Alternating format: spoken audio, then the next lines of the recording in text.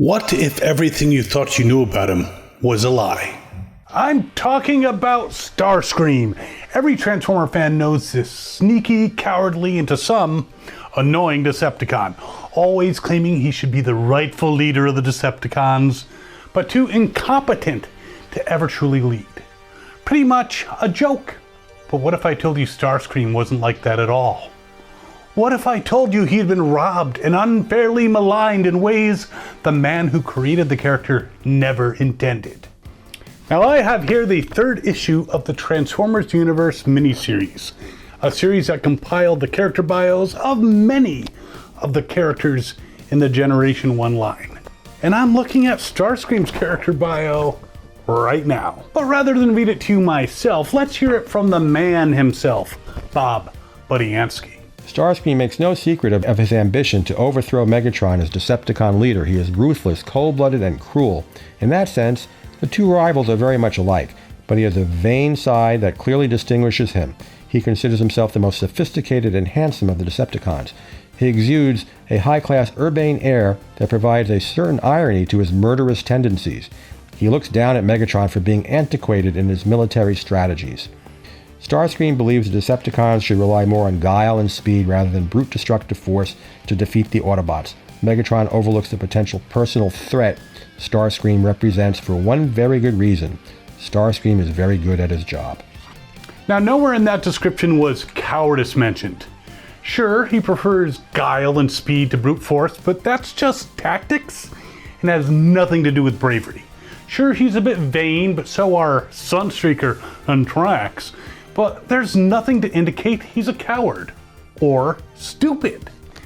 Maybe he overrates himself a bit, but what evil Decepticon doesn't? It also says he's very good at his job, which is Air Commander. You know, that sounds like he has some kind of management experience. But if that bio didn't convince you, we have the tech spec. That came with the original toy. And as you can see, his intelligence is rated as a 7. So, not a genius, as Megatron would say, but certainly not stupid. His skill is also 7, which means he's not the best, but not nearly the worst. And his courage is 8, which doesn't scream, if you'll pardon the term, coward to me.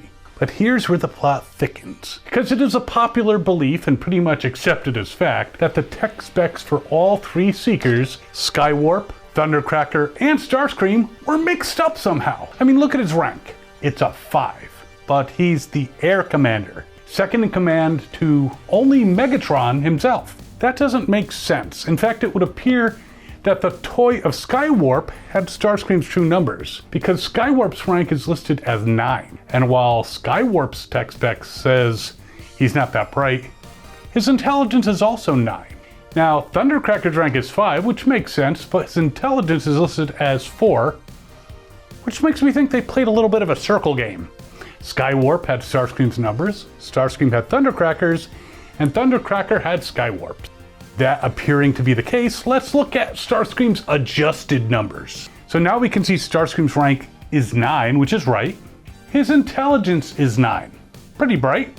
His courage is 9, so he's even less of a coward than before. And his skill is now 8. Now that's not the best, but he's definitely not incompetent.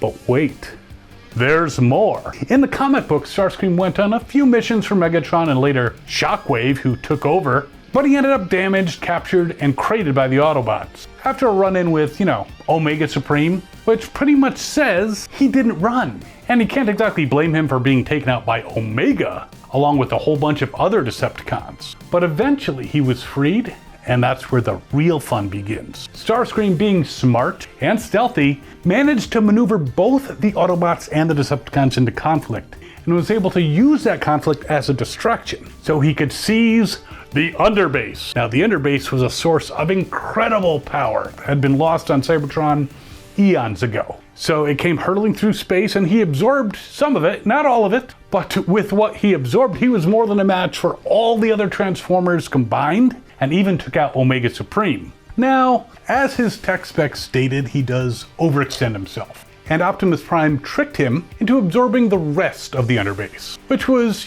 too much for anybody. So he burnt out.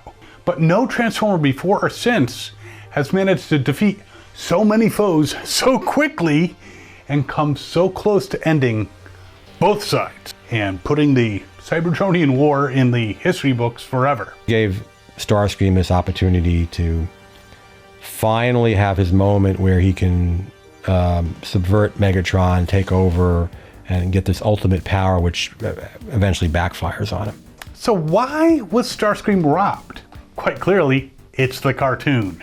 Now, writers on the cartoon took the bios that Bob had written and changed them. Skywarp probably wasn't as dumb as he should have been, and suddenly Starscream was a coward, an idiot, and clumsy as fuck. Of course, the cartoons were made more for children, and Starscream was recrafted with that in mind, so you can't really blame him too much, but the cartoonish characterization that they created has haunted Starscream throughout most of his incarnations. But I will say, to Starscream's credit, he did come up with ways to create energy and weapons when he was trapped, along with Ravage, Rumble, and Ramjet, 3 Rs, back in King Arthur's time, which is more than the Autobots managed. If they didn't have magic, they would have been screwed. But aside from that, Starscream wasn't shown in the best light.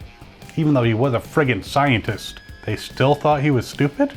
Even in the comic book, once Simon Furman took over, the cowardice of Starscream came into being. Now, Bob Budiansky never watched the cartoon. During his run, the cartoon version never affected his writing. When Simon Furman first came on as the writer of the UK Transformers, he didn't have much to go on. There were the Marvel comics, a couple VHS episodes of the cartoon, but his research was enough to color his perception of Starscream eventually.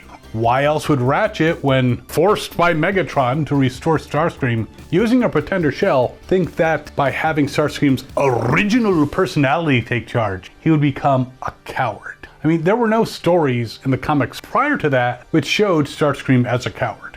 So the vision of him coming from the cartoon ended up contaminating the comic book storyline. But over time, the original vision of Starscream has re-emerged here and there. Like in Armada, Combiner Wars. Even that dragged out Netflix trilogy didn't show him as a coward or fool, mostly. So while the G1 cartoon is awesome in so many ways, when it comes to Starscream, it did him dirty. And that's a shame. Because I would have loved to see King Starscream's reign. So what do you think? Is Starscream still a sniveling idiot in your mind? Or is he a worthy contender for leadership of the Decepticons? Let me know in the comments below. And let me know if you'd like more of these Transformers lore videos. You can also check out some of our other stuff. And, like this video if you enjoyed it. And we would be super thankful for a super thanks if you want to support the channel. We'll see you next time. And as always, have fun and good hunting.